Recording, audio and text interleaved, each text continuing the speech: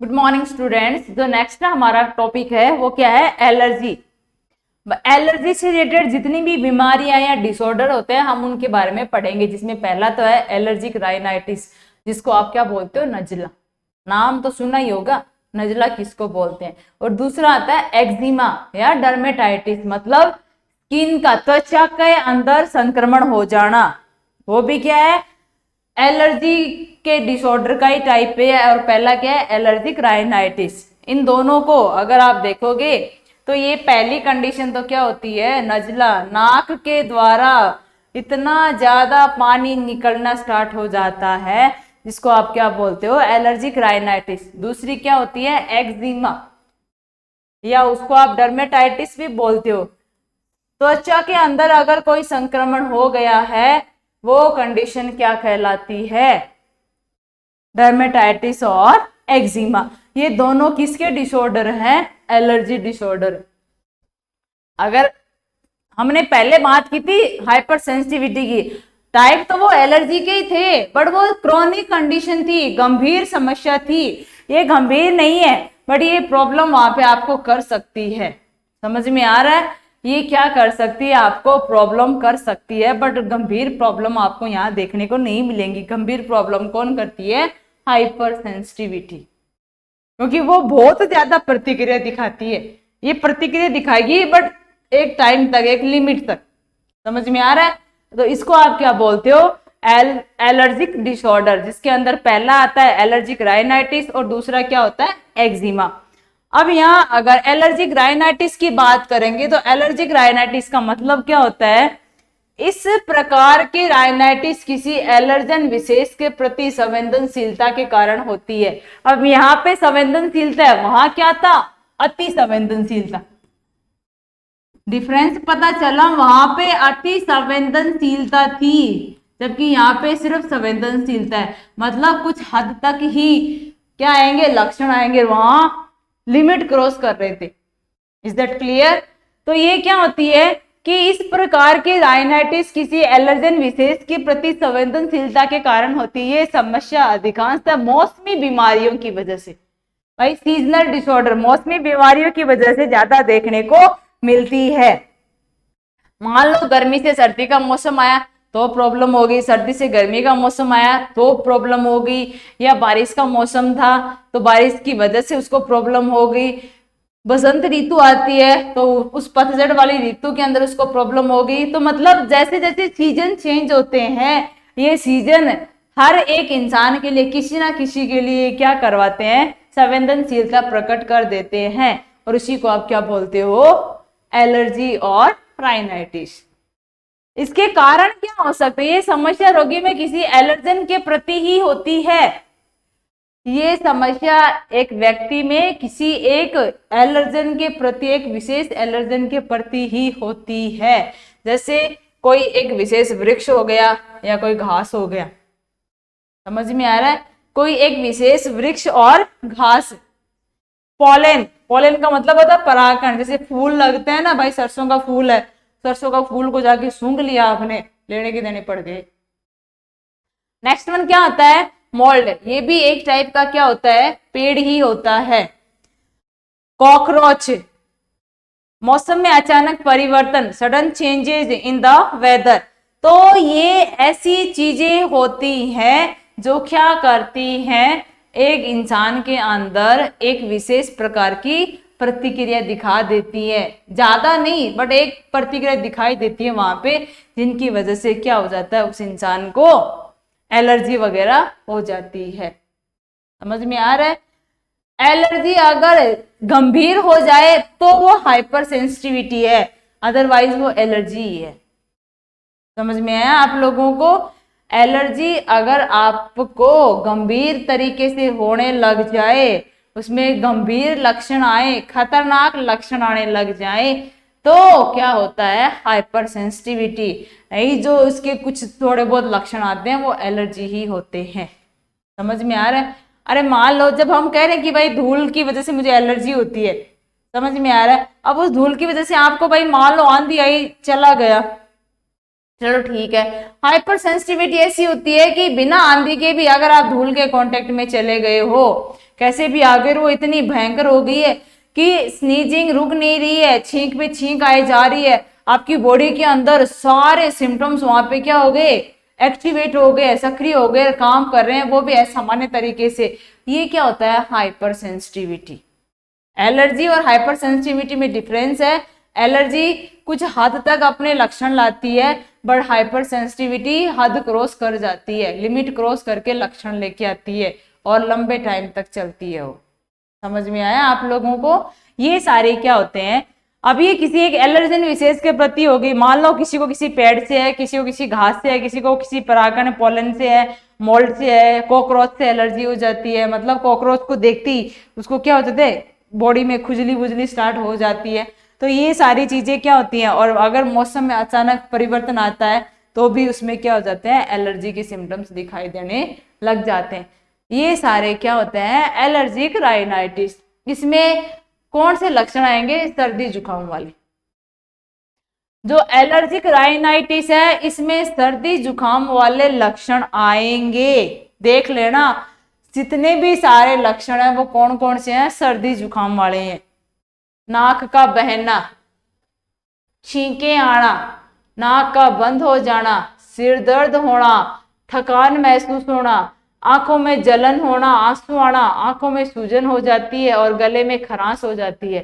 ये सारे लक्षण आपको पता है?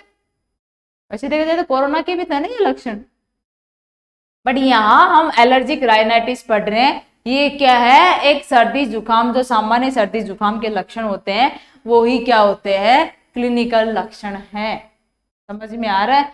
जब आप उस चीज के कांटेक्ट में जाओगे तभी आपको वो उसी टाइम होंगे, और एक दिन 2 दिन बाद में वो कंडीशन क्या हो जाती है, ठीक हो जाती है। समझ में आया आप लोगों को? ये क्या हो गए, क्लिनिकल लक्षण हो गए सारे। किसके, नाक बहना, छींक आना, नाक बंद हो गया, सर दर्द भी हो रहा है, थकान भी हो रही है, बेचैनी भी हो रही है, आंखों में जलन हो रही है, आंखों से आंसू आ रहे हैं बार बार, आंखें लाल हो रखी हैं और लाल होके सूज गई हैं, और गले में भी खरांश हो रही है। ये सारे क्या होते हैं, क्लिनिकल लक्षण है एलर्जिक राइनाइटिस के। इसका डायग्नोसिस, निदान, मतलब हम पता कैसे करेंगे, एलर्जन विशेष का पता करवाने के लिए एलर्जी टेस्ट करते हैं। भाई किस एलर्जी से उसको टेस्ट ये रिएक्शन हुई है, तो उस एलर्जन का हम लोग क्या करेंगे, टेस्ट करेंगे। तो इसको आप क्या बोलते हो, एलर्जी टेस्ट। जब आप एलर्जी टेस्ट करोगे तो आपको पता चल जाएगा कि किस टाइप की एलर्जी या एलर्जन है वो हमारी बॉडी के अंदर गया है। दूसरा, blood cell count. Blood cell count देखेंगे, अगर यहाँ पे WBC के नंबर भी बढ़े हुए हैं तो भी वहां पे आपको पता है WBC के नंबर बढ़ते हैं, ये फेगोसाइटिक है, भक्षण कोशिका ही है, ये क्या करेगी, बढ़ जाएगी। तो ये एलर्जी टेस्ट करेंगे जिससे एलर्जन का पता चलेगा। WBC ब्लड सेल काउंट ये करेंगे जिससे WBC का हमें पता चलेगा कि बढ़ी हुई है कि नहीं बढ़ी हुई है। तो ये सारी चीजें जब आपको पता हो गई, उसके बाद में हम लोग उसको नेजल डीकंजेस्टेंट देते हैं और एंटीहिस्टामिन देते हैं, जिसमें सिट्रीजिन वगैरह ये सारी चीजें हम उसको क्या करेंगे, देंगे। एलर्जिक राइनाइटिस के अंदर जो भी एक विशेष प्रकार का एलर्जन है जिससे एक इंसान को क्या हो गई है, एलर्जी हो गई है और उसके लक्षण आ रहे हैं, उन लक्षणों का पता हमने एलर्जी टेस्ट से लगवा लिया और ब्लड सेल से भी लगवा लिया।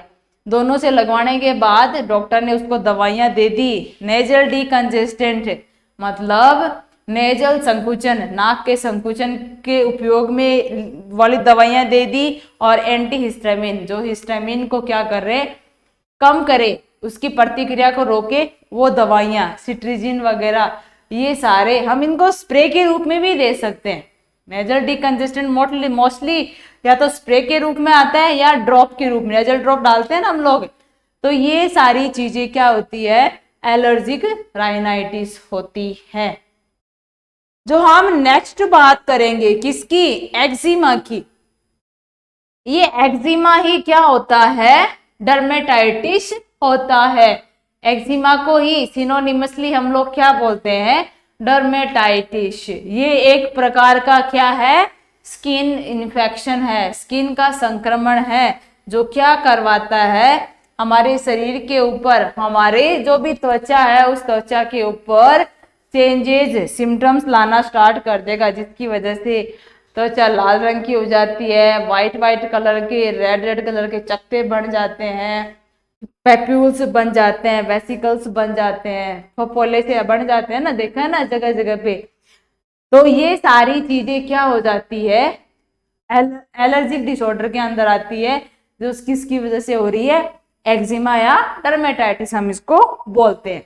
अगर यहाँ इसके डेफिनेशन की बात की जाएगी तो एक्जिमा क्या होता है, सुपरफिशियल स्किन की एक्यूट और क्रोनिक इन्फ्लामेटरी डिजीज है भाई, प्राथमिक तरीके से और लंबे टाइम तक चलने वाली ऐसी बीमारी है कौन, एक्जिमा, जिसमें स्किन पर क्या हो जाती है, स्किन है वो लाल लाल, तो एकदम से लाल टमाटर के जैसी दिखाई देने लग जाती है, खुजली भी ज्यादा होती है और छोटे छोटे पैप्यूल और वेसिकल बन जाते हैं। समझ में आ रहा है, छोटे ऐसे बोलते हैं ना शरीर हमारी स्किन पे, भाई छोटे छोटे वो क्या बन गए, रेड रेड कलर के दाने दाने से निकल आए, तो ये क्या होते हैं, पैप्यूल और वेसिकल होते हैं। इस एक्जिमा को हम लोग डर्मेटाइटिस भी बोल सकते हैं, आजकल इन दोनों को एक साथ यूज किया जाता है, एक्जिमा और डर्मेटाइटिस को सिनोनिमसली एक दूसरे के साथ में यूज किया जाता है। क्या है ये, सुपरफिशियल स्किन के अंदर नहीं, स्किन के बाहर, स्किन के बाहर या ऊपर ऐसी एक्यूट और क्रोनिक मतलब थोड़े टाइम के लिए और लंबे टाइम के लिए चलने वाली बीमारी है, जो स्किन का कलर लाल कर देती है, स्किन के ऊपर दाने बना देती है और इतनी ज्यादा सीवियर उसको खुजली करवा देती है, और यही क्या कहलाती है, एक्जिमा और डर्मेटाइटिस। अब अगर इस एक्जिमा और डर्मेटाइटिस में जो मैंने दो वर्ड लिखवाए आपको, पैप्यूल और वेसिकल्स, ये स्किन पे कई टाइप के वो क्या होते हैं, ऐसे बहुत सारे टाइप के स्किन के ऊपर रैशेस बनते हैं। ठीक है भाई, हमारी स्किन पे जो दाने बनते हैं ना वो बहुत सारे टाइप के होते हैं। पहला दाना क्या होता है, मैक्यूल। मैक्यूल का मतलब होता है ये स्किन है और ये स्किन के जस्ट ऐसे लग रहा है, मतलब बाहर नहीं आएगा, स्किन का कलर आपको लाल दिखेगा बट वो उभरा हुआ नहीं है।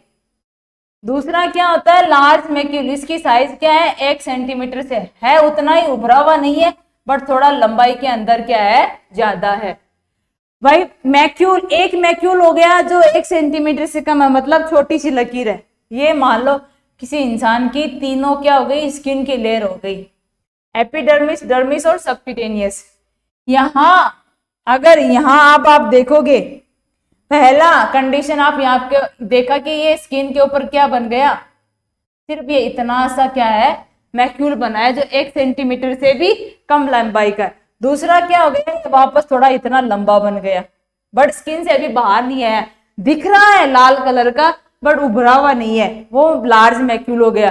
पैप्यूल का मतलब क्या होता है, थोड़ा सा इसके अंदर उभार आ जाएगा, पानी नहीं भरेगा इसके अंदर, अब सिर्फ थोड़ा सा फूल जाएगा, मतलब ऐसे लगेगा कि ये दाना थोड़ा ऊपर आ गया बट उसमें पानी नहीं भरा है। पैप्यूल का मतलब भी क्या होता है, ये स्किन है, स्किन के ऊपर देखो ये यहाँ पे इतना सा निकला हुआ है बट इसमें पानी नहीं है, ये जो इतना बना प्लेग, ये क्या हो गया, इसका डायमीटर ज्यादा हो गया, है इतना ही बट फैल गया ज्यादा है। चौथा अगर आप यहाँ पे देखोगे, वेसिकल, वेसिकल जो इतना बना, इसमें क्या भरा रहता है, द्रव भरा रहता है, फ्लूइड भरा रहता है, पानी भरा रहता है। भाई अगर आपकी स्किन पे फफोला बन गया, फफोले को आप जब देखोगे तो उसमें पानी भरा हुआ रहता है, वो क्या कहलाता है, वेसिकल। इब्ला का मतलब क्या होता है, ये वहां पे जो वेसिकल बना था वो वेसिकल क्या हो गया, अब थोड़ा फैल गया। एक होता है इरोजन, इरोजन का मतलब क्या होता है, स्किन के अंदर किसी चीज को अगर कोई चोट लगी हो, चोट लगने की वजह से आपकी स्किन थोड़ी नीचे दब गई हो, भाई कट फट गई हो। एक होता है फिशर, डायरेक्ट ऐसे कट लगाओ, और एक आता है अल्सर बन जाना। अल्सर का मतलब क्या होता है, अरे अल्सर का मतलब क्या होता है भाई, अल्सर का मतलब ये होता है स्किन है वो ऊपर से टाइट टाइट पपड़ी के रूप में जम गई और नीचे घाव हो गया। समझ में आया, ये क्या होते हैं, उस स्किन के ऊपर होने वाले कुछ रैसेज होते हैं जो अलग अलग साइज के और अलग अलग कैरेक्टरिस्टिक्स के होते हैं, प्रकृति के होते हैं। तो जो एक्जिमा और डर्मेटाइटिस में बनते हैं वो, एक तो बनता है पेप्यूल और एक बनता है वेसिकल। पेप्यूल तो वो बनता है जिसमें पानी नहीं भरा हुआ रहता है, और वेसिकल वो है जिसके अंदर पानी भर जाता है। समझ में आया? पिंपल्स हो गए ना, एक्ने जिसको बोलते हैं पिंपल्स हो गए, पिंपल्स के अंदर क्या हो गया, पानी भर गया। एक पिंपल्स तो ऐसी होती है सिर्फ लाल ही होती है, उसमें कुछ भी नहीं भरा हुआ रहता है, और एक पिंपल ऐसी होती है जिसके अंदर पानी वानी भरा हुआ रहता है। तो ये क्या हो गए, किसमें प्रेजेंट होते हैं, एक्जिमा के अंदर। समझ में आया? ये एक्जिमा के अंदर क्या होते हैं, प्रेजेंट होते हैं। ये स्किन के ऊपर जो रैसेस होते हैं। नेक्स्ट अगर यहाँ हम बात करेंगे कि एक्जिमा के कारक क्या है भाई, जोखिम कारक क्या है जिनकी वजह से क्या हो रहा है, इन्फेक्शन हो रहा है। फर्स्ट वन, इरिटेंट्स, कोई भी इरिटेंट जिनकी वजह से हमें क्या हो रही है, एलर्जी हो रही है। जैसे मान लो कोई केमिकल रसायन होगा, कोई डाई हो गई, कोई डिटर्जेंट पाउडर, डिटर्जेंट पाउडर सारे जानते हो ना, कपड़े धोने वाले साबुन वाबुन वगैरह, जो भी डिटर्जेंट पाउडर, या कॉस्मेटिक सामान है, कोई क्रीम व्रीम वगैरह, जिनसे भी क्या हो सकती है आपको एलर्जी। आदि के संपर्क में आने से भी क्या हो सकता है, इंसान को एक्जिमा हो सकता है। दूसरा, जैसे कोई एलर्जन, जैसे पॉइजन हो, पॉइजन का मतलब पॉइजन एवी, सुमेक, ऑक आदि के संपर्क में आने की वजह से, ये क्या है, पेड़ होते हैं, ये क्या है, एक प्रकार का पेड़ ही है जिसको आप बोलते हो लता। अरे बेल नहीं होती है क्या भाई, लता की जो बेल लगी रहती है घरों के अंदर, उससे किसी को हो सकती है। सुमेक का मतलब क्या होता है, ऐसा प्लांट है जिसकी वजह से क्या बनाते हैं हम लोग, वाइन बनाते हैं। समझ में आ रहा है? सोमेक क्या है, एक ऐसा प्लांट है, ऐसा पेड़ है